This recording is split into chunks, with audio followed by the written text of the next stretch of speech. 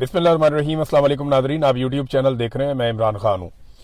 इस वक्त मैं ट्रैवल कर रहा हूँ और रास्ते में जितनी अपडेट्स हैं वो सारी मैं आपके साथ शेयर करता हूँ। जो खत्ते से और पाकिस्तान से खबरें मेरे पास पहुँची हैं और इसके अलावा जो इंटरनेशनल मीडिया में चीज़ें आई हैं।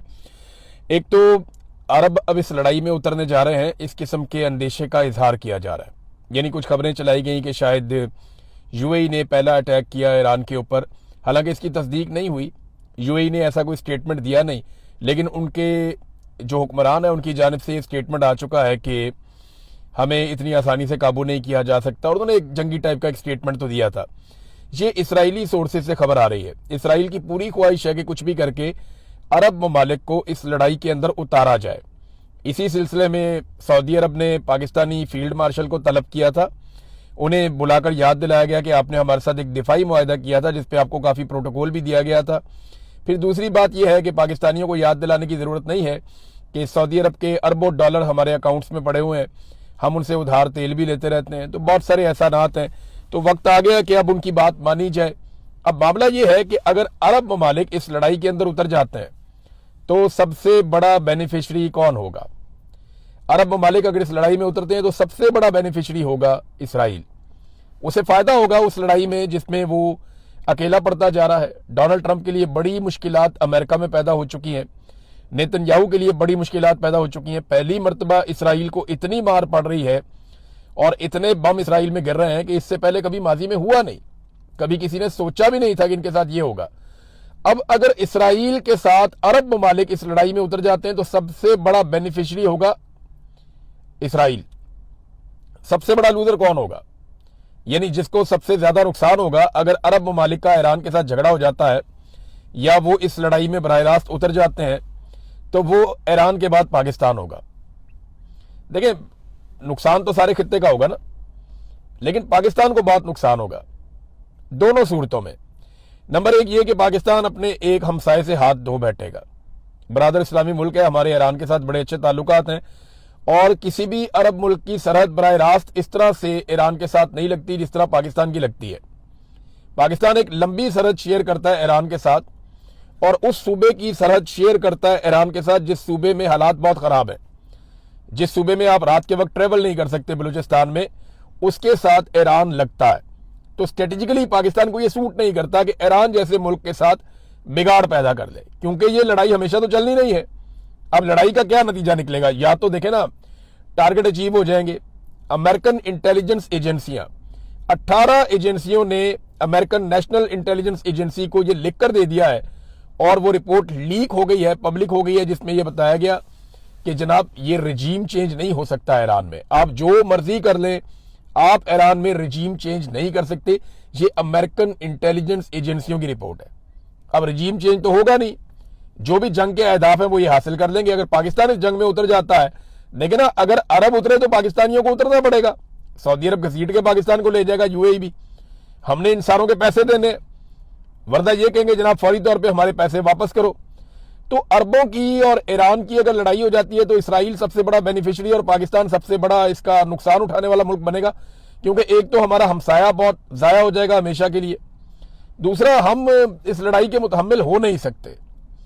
तो पाकिस्तान को पूरी कोशिश करनी चाहिए, तुर्की को पूरी कोशिश करनी चाहिए और जोर लगाना चाहिए कि किसी तरह भी अरब ममालिक इस लड़ाई से बाहर रहें। ईरान ने भी हत्तुल इम्कान कोशिश की है कि ये लड़ाई ना हो। ईरान ने यह भी बताया कि हमारे पास 6 माह लड़ने की अभी सलाहियत मौजूद है। ऐसा नहीं है कि लड़ाई अभी खत्म हो जाएगी। यानी जो हिकमत अमली है ईरान की वो ये रही कि उन्होंने पहले सस्ते हथियार भेजे, यानी सस्ते मिसाइल भेजे, पुराने सेकंड जनरेशन तक के उन्होंने मिसाइल भेजे और जदीद मिसाइल उन्होंने भेजे नहीं। हाइपरसोनिक मिसाइल्स या जिन्हें जो एक्यूरेट बैलिस्टिक मिसाइल्स हैं उनको ईरान ने नहीं भेजा। ईरान ने अपने पुराने मिसाइल भेजे और पुराने ड्रोन भेजे। खुदकुश ड्रोन है वो, शायद ड्रोन जैसे कहते हैं, वो खुदकुश है। यानी नॉर्मली हमने ड्रोन देखे थे ना, ड्रोन आता है ऊपर से गुजरता है, मिसाइल फेंकता है, तबाही होती है, ड्रोन चला जाता है। ऐसा नहीं है, ये ड्रोन आता है खुद ही आगे टक्कर मारता है जिस चीज में लगना होता है। तो 100% एक्यूरेसी के साथ ये आते हैं, आगे टक्कर मारते हैं और तबाही फैला देते हैं। तो ये ड्रोन का तोड़ तो कोई नहीं है अमेरिका के पास, इसराइल के पास। जो तोड़ है, अभी बीबीसी में एक और रिपोर्ट छपी हुई है, वो पैट्रियट मिसाइल है। और जो पैट्रियट का एयर डिफेंस सिस्टम है उसकी बैटरियां वहां लगी हुई है पूरे रीजन के अंदर, और पैट्रियट का एक एक मिसाइल जो है वो 4 मिलियन यानी 40 लाख अमेरिकी डॉलर का है। तो 15-20 हजार का ड्रोन गिराने के लिए ये 40 लाख अमेरिकी डॉलर जाया कर देते हैं। और 800 के करीब इंटरसेप्टर्स मार चुके हैं ये अभी तक, 800 के करीब। ये रिपोर्टें छप चुकी हैं आलमी मीडिया में। तो 800 इंटरसेप्टर्स का आपको मतलब पता है?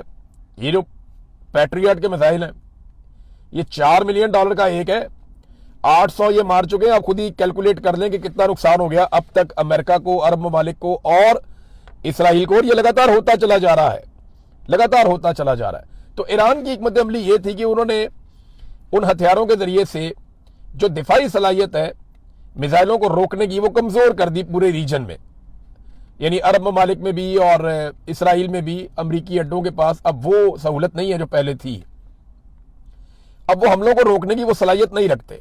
ये बात अमरीकी दिफाई तज्जियाकार भी मान रहे हैं। ईरान के बेहतरीन हथियार बाकी हैं और उनको रोकने का जो इंतजाम था वो खत्म हो गया। जो बैरियर्स थे ना इसराइल तक जाने के लिए, बैरियर्स अगर मैं आपको बताऊं तो सिंपल ये है कि रास्ते में रुकावटें थी ना, 4-5 मुल्कों को क्रॉस करके, समंदर को क्रॉस करके फिर जाके इसराइल आता है जिसमें ईरानी मिसाइल या ड्रोन हिट करता है। ये रास्ते में बहुत सारे बैरियर्स थे ना, इन सब ने अपने अपने अड्डे दिए हुए थे अमेरिकन को और वो वहां से रोकते थे। अब मामला यह है कि वो रोकने की सलाहियत या तो खत्म हो गई या बहुत कमजोर हो गई।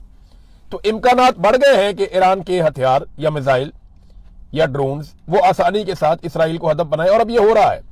जो इंडियन सहाफी वहां से आए उन्होंने बताया कि जनाब ये तो मार रहे हैं इसराइलियों को और इसराइल किसी किस्म की कवरेज नहीं करने दे रहा, वो सजाएं दे रहे हैं, तो 5 साल के लिए जेल में डालेंगे। अगर किसी ने इसराइल में तबाही दिखाई तो नेतन्याहू तबाही को रोक नहीं पा रहा, लेकिन तबाही के मनाजर को रोकने की कोशिश कर रहा है। अब नाजरीन एक और जो बड़ा खौफनाक काम हुआ, तो मैंने आपको बताया ना कि ये बड़ा खतरनाक सूरत इख्तियार कर जाएगा, पूरा खित्ते को आग लग जाएगी अगर अरब ममालिक ईरान के साथ इस जंग में बराह रास्त उतर गए तो। और अगर पाकिस्तान को घसीट लिया तो पाकिस्तान के लिए और ज्यादा बड़ा प्रॉब्लम हो जाएगा। अब इन्होंने रिफाइनरी को अटैक किया, ये इसराइल ने अटैक किया ईरान के अंदर, तेहरान रिफाइनरी के ऊपर अटैक किया। ये 2,25,000 बैरल ऑयल जो है ये रोजाना की बुनियाद के ऊपर पैदावार थी इसकी, इसको आग लगा दी। इतनी खौफनाक आग लगी है कि पूरे तेहरान के अंदर काले बादल हैं धुएं के। तेहरान में दिन के वक्त रात हुई थी, हर तरफ स्याह कलर था। हुकूमत ने एडवाइजरी जारी की कि आप लोग अपने घरों में रहें, खिड़कियां और दरवाजे बंद रखें, इसके सेहत को नुकसानात होंगे। वहां पे जो बारिश हुई है वो स्याह रंग की बारिश हुई, यानी उसके अंदर ये केमिकल है। तो हलाल अहमर ने भी एक पेशन गोई की है कि यहाँ तेजाबी बारिश हो सकती है, उसका इम्कान है, जो जिल्द और फेफड़ों को शदीद नुकसान हो सकता है शहरियों का। बारिश का पानी काला है तो बीमारियां बहुत फैल सकती हैं। तो एडवाइजरी जारी की गई है जो इसराइल ने किया ईरान में, और ये आग के ऊपर अभी तक प्रॉपर काबू नहीं पाया जा सका, वो नुकसानात अभी भी हो रहे हैं। दूसरी जानिब जब ये इसराइल ने किया ईरान में, तो ईरान ने उसकी रिटेलिएशन में हीफा में, जो इसराइली शहर है, वहां पे जो इसराइल की एक रिफाइनरी है उसको निशाना बना दिया। अब ये रिफाइनरी भी 2 लाख बैरल रोजाना इनकी पैदावार है, वहां पे उन्होंने निशाना बनाया, वहां से भी धुएं के बादल और आग उठ रही है। लेकिन देखिए इसराइल बड़ा जदीद मुल्क है, उसने बड़ा जबरदस्त निजाम बनाया हुआ है। आप उसकी किसी भी चीज को तबाही करते हैं तो वो डैमेज कंट्रोल बहुत तेजी से करते हैं।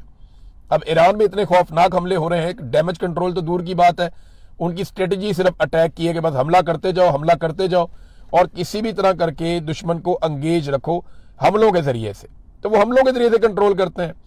अच्छा एक चीज मैं आपको इसमें और बताता हूं, ये अरब ममालिक ने ना कोई डाटा शेयरिंग की है अमेरिका के साथ, इनकी अपनी इंटेलिजेंस रिपोर्टें भी हैं अरब ममालिक की।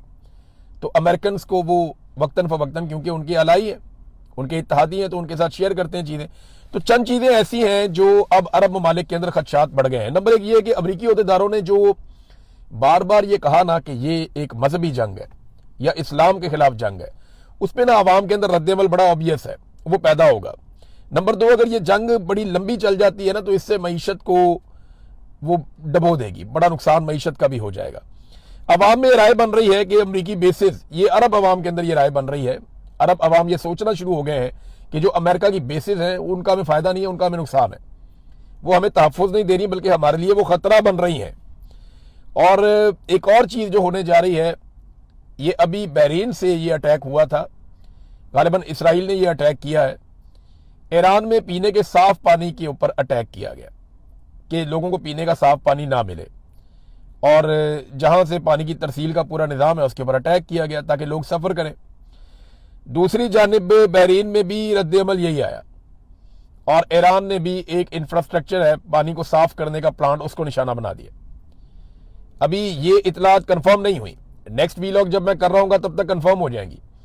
लेकिन देखें, अगर ईरान पीने के साफ पानी का जो निज़ाम है उसी को छेड़ देता है गल्फ कंट्रीज में, तो किसी तेल के कुएं को छेड़ने की जरूरत नहीं है। ये वो फैसिलिटीज हैं जिनको नुकसान पहुंचाया तो उनकी आवाम सड़कों पे आ जाएगी। और अरब स्प्रिंग का तो हमने नाम सुना था ना, जो स्पॉन्सर्ड किस्म का था, ये असली वाला आ जाएगा तो बड़ी मुसीबत बन जाएगी। तो पीने के साफ पानी का इन्हिसार जो है इन ममालिक का प्लांट्स के ऊपर है। यहाँ पे उस तरह से फैसिलिटी नहीं है ना जैसे पाकिस्तान में है, इंडिया में है, बाकी मुल्कों में है। ये अरब ममालिक में पीने का साफ पानी अवेलेबल नहीं है, और इनकी पानी की खपत भी बहुत ज्यादा है, बहुत ज्यादा पानी इस्तेमाल करते हैं ये लोग, लग्जरी लाइफ गुजारते हैं। अगर ये ईरान ने इन प्लांट्स को निशाना बनाया, जो कि एक चाइनीज तजियाकार कह रहा था कि एक मरहले में जाके ईरान को ये करना पड़ सकता है, तो फिर ये एक बड़ी मुसीबत खड़ी हो जाएगी। चीनी दिफाई माहिरीन जो है वो बहुत हैरान भी हैं और वो तजिए भी दे रहे हैं लगातार कि देखे ना, चाइनीज दिफाई माहिर है तो सबसे पहले तो वो चीन के हथियारों को जानता है ना, वो ये जानता है कि चाइना के पास कौन से हथियार हैं, चाइना ने कब कब बनाए हैं, चाइना दिफा कैसे करेगा, अटैक कैसे करेगा, जहाज कौन से हैं, एयर डिफेंस कौन सा है, सस्ता कौन सा है, महंगा कौन सा है, ड्रोन कौन से हैं, हिकमत अमली जंगी क्या हो सकती है। चाइना के पास दुनिया की सबसे बड़ी फौज है तादाद के नुक्ता नजर से, अब हथियार भी बहुत है उनके पास। वो एक्सपोर्ट्स में और बाकी चीजों में अमेरिका से आगे निकलते जा रहे हैं, पूरी दुनिया में उनके कारोबार का फैलाव भी ज्यादा है। अब जो चाइना के दिफाई तजियाकार हैं वो अमेरिका की बेइज्जती कर रहे हैं। वो ये कह रहे हैं कि अमेरिका की जो फौज है वो पिछली सदी की फौज है, यानी वो पुराने तरीकों से लड़ रही है, उनके हथियार जो है वो आउटडेट हो चुके हैं, उनकी टेक्नोलॉजी फरसूदा है, पुरानी है। और अमेरिका और इसराइल बहुत बुरी तरह एक्सपोज भी हो गए हैं, इनकी जंगी हिकमत अमली भी वो नहीं है जो जदीद दौर के तकाजों के मुताबिक हो। तो अमेरिका ने अपनी मिथ खो दी है, यानी जो लगता था ना चौधरी है जो कहेगा वो हो जाएगा, वो चौधराहट अमेरिका की बड़े खतरे में पड़ गई।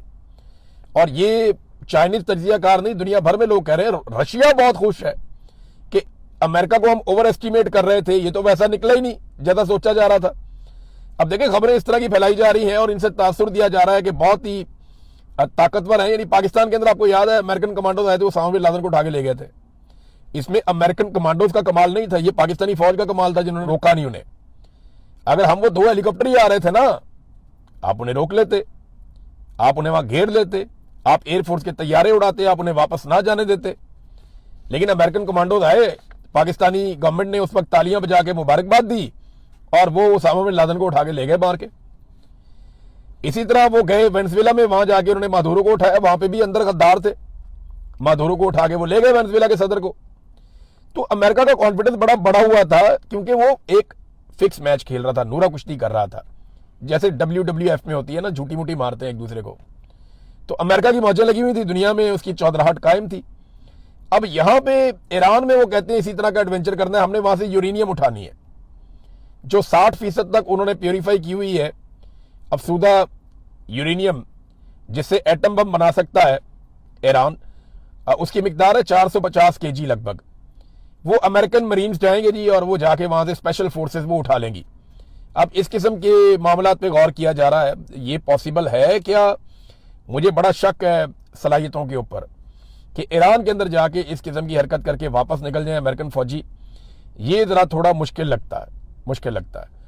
नाज़रीन, एक और खबर है कि डोनाल्ड ट्रंप, जो बच्चियों का कत्लेआम हुआ है ईरान में मेनाब में, स्कूल के अंदर 168 बच्चियां शहीद हो गई, 60 के करीब बच्चियां अस्पतालों में है, कई की हालत तशवीशनाक है, कई पूरी जिंदगी के लिए माजूर हो जाएंगी। ये वाकया ऐसा है जिसने पूरी दुनिया को हिला कर रख दिया। डोनाल्ड ट्रंप इस वाकये से भाग गया। डोनाल्ड ट्रंप से जब सहाफी ने सवाल पूछा तो उसने कहा जी हमने तो ये किया ही नहीं, ये तो ईरान ने किया जो मैंने देखा है, उसके हथियार ठीक नहीं है, वो गलत जगह जाकर निशाना लगा लेते हैं। भाई ईरान इतने एक्यूरेट निशाने लगा रहा है कि आपकी सारी बेसिस पे उसने टका टका के मारे हैं, और ये बच्चियों के स्कूल पे ईरान ने अटैक कर दिया, ये अमेरिका कह रहा है। तो इसके बारे में मैं आपको एक सबूत देता हूं कि 28 फरवरी को सुबह के वक्त 9:45 पे जब अटैक हुआ था अमेरिका का और इसराइल का ईरान के ऊपर, इसको नाम दिया गया था ऑपरेशन रॉरिंग लाइन, दहाड़ता हुआ शेर, ये इन्होंने इसको नाम दिया था। इसमें शहादतें हो गई थी बच्चियों की भी, खामनाई के ऊपर भी अटैक किया गया था। अब ये जो अटैक किया गया था उसके बाद ईरान ने जवाब दिया था, यानी बच्चियों की शहादतें पहले हो चुकी थी, खबर आ चुकी थी। शुरू में जो खबर आई थी ना उसमें यह था कि 5 या 6 बच्चियां शहीद हो गई हैं। फिर खबर आई थी कि नहीं वो 20 के करीब है। फिर वो बढ़ते बढ़ते पता चला कि ये तो 100 से ज्यादा है। और फिर पूरी दुनिया का दिल दहल गया जब पता चला कि 168 बच्चियां जो हैं वो शहीद हो गई हैं, 168 उनको इकट्ठा दफनाया गया। अब ट्रंप को यह पता है कि यह बहुत बड़ा जंगी जुर्म है, वो उससे भागने के लिए उसको ईरान पे डाल रहा है, लेकिन सारे शवाहिद मौजूद हैं और ये मामला ट्रंप को लेके बैठ जाएगा अगर आलमी अदालत में कल को ये केस या मामला चलता है तो। ट्रंप अब बच्चियों की शहादत के मामले से भाग रहा है। वहीं पे अमेरिकी वज़ीर दिफा खड़ा था, उससे पूछा, उसने कहा जी हम तहकीकात कर रहे हैं। ट्रंप कहता नहीं नहीं, ये ईरान ने मारा, हमने नहीं मारा। ईरान ने अभी तक सिविलियंस को, खवातीन को, बच्चों को निशाना नहीं बनाया। जहां पे भी ईरान ने अटैक किया, मिलिट्री इंस्टॉलेशंस पे अटैक किया। हाँ, क्योंकि अभी इसराइल के अंदर से कोई मनाजिर नहीं आ रहे, कोई तस्वीर नहीं आ रही, कोई तफसीलात नहीं आ रही और नेतन्याहू सारे मामले को छुपा रहा है, तो तब पता चलेगा कि इसराइल के अंदर सिविलियंस का कितना नुकसान हुआ है। CNN ने एक रिपोर्ट जारी की है। वो रिपोर्ट ये दिखाती है कि किस तरीके से इराक जंग में 2004 में, आपको याद होगा इराक जंग हुई थी, जब अमेरिका सारी दुनिया को लेकर इराक के ऊपर चढ़ गया था कि सद्दाम हुसैन को पकड़ो, इसका रिजीम चेंज करो और इराक को काबू करो। और उसकी वजह ये थी, वो कहते थे यहाँ पे वेपन्स ऑफ मैस डिस्ट्रक्शन, वो यहाँ पे कोई कीमियाई हथियार है, वो बहुत बड़ी तबाही फैला देंगे, तो पकड़ो। कोई कीमियाई हथियार तो मिला नहीं, पूरे इराक को तबाह कर दिया। आज भी इराक के अंदर आग लगी हुई है। अमेरिकन इराक में से भाग रहे हैं अपनी कंपनियां छोड़ छोड़ के, और वहां की मलेशिया फिर एक्टिव हो गई हैं, वो अमेरिकी असासों को वहां पे जला रहे हैं, उनको नुकसान पहुंचा रहे हैं। अब CNN ने रिपोर्ट दिखाई कि 2004 में उस वक्त की जो अमेरिकी हुकूमत थी उसके जो बयानात थे, एग्जैक्टली वैसे ही बयानात आज की जो अमेरिकी हुकूमत है वो दे रही है। अंदाजा करें 22 साल गुजर गए, ना अमेरिका के बयानात बदले, ना तरीकाकार बदला, ना पॉलिसी बदली और ना ही इनके बयानात और हथियार बदले। यानी जिस तरह इन्होंने उस दौर में किया था बिल्कुल वैसे ही इस दौर में भी कर रहे हैं, कोई फर्क नहीं है। और CNN एक्सपोज कर रहा है, लगातार एक्सपोज कर रहा है। ईरानी सदर ने खुफिया मुकाम से एक पैगाम दिया, वहां पे उनके साथ एक गालिबन इंजीनियर या साइंटिस्ट भी खड़े थे और पीछे कुछ हथियार नजर भी आ रहे थे। तो ईरानी सदर को अब महफूज किया गया है क्योंकि वो निशाना बना रहे हैं इसराइली और अमेरिकन। तो उन्होंने कहा अमेरिकी सदर ने गलत किया, मेरे बयान का गलत मतलब लिया। 168 मासूम बच्चों का कत्ल किया गया, गजा में 60,000 कत्ल कर दिए और ये बेशर्मी अमेरिका और इसराइल ने की है। फिर कहते हैं हम ईरानियों को कत्ल नहीं करना चाहते, हमलावरों का हम डट कर मुकाबला करेंगे, ताकत के साथ उनको जवाब देंगे। हमने जो माफी मांगी है वो सिर्फ खित्ते के अवाम से है जो इन तनाज़ात से परेशान हो रहे हैं, यानी हमारे ब्रादर इस्लामी मुल्क जो हैं उनके जो अवाम परेशान हो रहे हैं उनसे हमने माजरत की थी। और साथ उन्होंने कहा खित्ते के ममालिक हमारे दोस्त हैं, हमारे भाई हैं, मगर जहां से हमला होगा वहां हम जवाब जरूर देंगे। और ये दोनों अलग अलग चीजें हैं, समझें इसको और सिंप्लीफाई कर लेते हैं। आज एक आपका घर है और एक सामने दूसरे बंदे का घर है। आपका एक दुश्मन आता है, दूसरे बंदे के घर की छत पे चढ़ता है और आपके घर पे ईंटें मारना शुरू कर देता है। आप निकलते हैं, उसका दरवाजा खटखटाते हैं, आप कहते हैं यार इसको मना करो, ये ऊपर से ईंटें मार रहा है हमारे घर में। तो वो कहता है जी मैं इसको मना नहीं कर सकता और मैं इसको इजाजत नहीं दूंगा, लेकिन वो फिर ईंटें मारता है आपको। आप फिर जाते हैं, जाए कहते हैं जनाब ये क्या है यार, आपके छत से चढ़ गए मुझे मार रहा है ईंटें। आप वापस ईंट मारते हैं तो वो आपके गले पड़ जाए, वो आपको ये कहे जनाब आप मेरे घर पे ईंट क्यों मार रहे हैं। भाई लगातार आपके घर में वहां से ईंटें मारी जा रही हैं। तो ये मैं सिंपल करके आपको बता रहा हूं, बिल्कुल सिंपल करके आपको बता रहा हूं। ये हो रहा है इस वक्त ईरान और सऊदी अरब के बीच में। बहरहाल उन्होंने कहा जी कि ये दोनों अलग अलग चीजें हैं, ये हमारे भाई हैं, लेकिन जहां से अटैक होगा वहां पे हम जवाब देने के पाबंद हैं, वो हम जवाब देंगे। हमें मिलकर इसराइल और अमेरिका को यह मौका नहीं देना चाहिए कि वो हमें आपस में लड़वा सकें। इस बात का खतरा है कि वो हमें आपस में लड़वा देंगे। अब नाजरीन मैं आपके सामने एक पिक्चर पाकिस्तान के अंदर से रखता हूं बिल्कुल आखिर में, और ये बहुत इंपॉर्टेंट है, आपने गौर से सुनना है। ये टाउट्स, ये बेशरम लोग जो पाकिस्तान के अंदर है, 2 रुपए का पेट्रोल बढ़ता था ना, जो तत्ते तवे के ऊपर बैठ जाते थे, ये जमहूरे बने हुए थे उस दौर में इनकलाबी सारे बेशरम।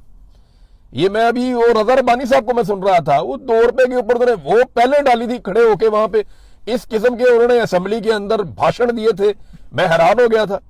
वो पीपल्स पार्टी बेशरम, मुंह ही नहीं खुलता किसी का। बिलावल किधर गायब है? वो 55 रुपए लीटर पेट्रोल बढ़ गया, बाहर निकल भाई, वेलकम टू पुराना पाकिस्तान, बेड़ा गर्क कर दिया पाकिस्तान का तुम लोगों ने मिलकर जर्नैलों के साथ। ये अब मैं आपके सामने वो डाटा रख रहा हूं कि इनको लित्तर मारने चाहिए कौम को निकल के। ये कहते हैं जी हमने पेट्रोल की कीमत बढ़ाई क्योंकि दुनिया में बढ़ गई। अब बताता हूं दुनिया में कितनी बढ़ी है और हमारी कितनी बढ़ी है। ये मैं आपको डाटा के साथ बता रहा हूं, ये चार्ट भी आप देख लें, ये स्पेशली आपके लिए बना हुआ है। ये जनाब कहते हैं जी कि हमने इसलिए बढ़ाया कि जंग हो गई है, और जंग पाकिस्तान में लगी है, रिफाइनरियां हमारी जल रही हैं, तेल हमारा जल रहा है, रस्ते हमारे रुके। और बेशर्मो खुदा का नाम लो, इंडिया ने अमेरिका से बात की है, वो रशियन तेल ले रहा है, आपके मुंह में छाले पड़ते हैं। आपने तो जाके सिर्फ अमन का नोबेल इनाम देना और आपने कुछ नहीं करना। आलमी सतह पे कार्टून बना के शहबाज शरीफ का मजाक उड़ाया जा रहा है, और शहबाज शरीफ को पाकिस्तान का वजीर आज़म बनाने वालों की बड़ी मेहरबानी, उन्होंने पाकिस्तान को यह दिन दिखाया। अब मैं आपको बताता हूं हुआ क्या है। ये जनाब पाकिस्तान ने जो पेट्रोलियम मसनूआत की कीमतें बढ़ाई हैं 21% बढ़ाई हैं, 21%। भारत ने 0% नहीं बढ़ाई, बांग्लादेश ने 4%, अफगानिस्तान ने 0%, नेपाल ने 2.15%, श्रीलंका ने 1.37%, तुर्की ने 4.8%, ईरान ने 6.6%। कितनी जंग हो रही है, रिफाइनरियां तबाह हो गई, सिर्फ 6.6%। सऊदी अरब ने 6.4%, यूएई ने 4.6%, चाइना ने 5%, यूके ने 3.9%, जर्मनी ने 3.8%, अमेरिका ने 5.8% और पाकिस्तान ने 21%। फिर मुंह हर उस टाउट के मुंह के ऊपर जो बैठ के ये कहता है कि जनाब जंग है, हालात है, और 20 रुपए की लेवी कौन लेता है?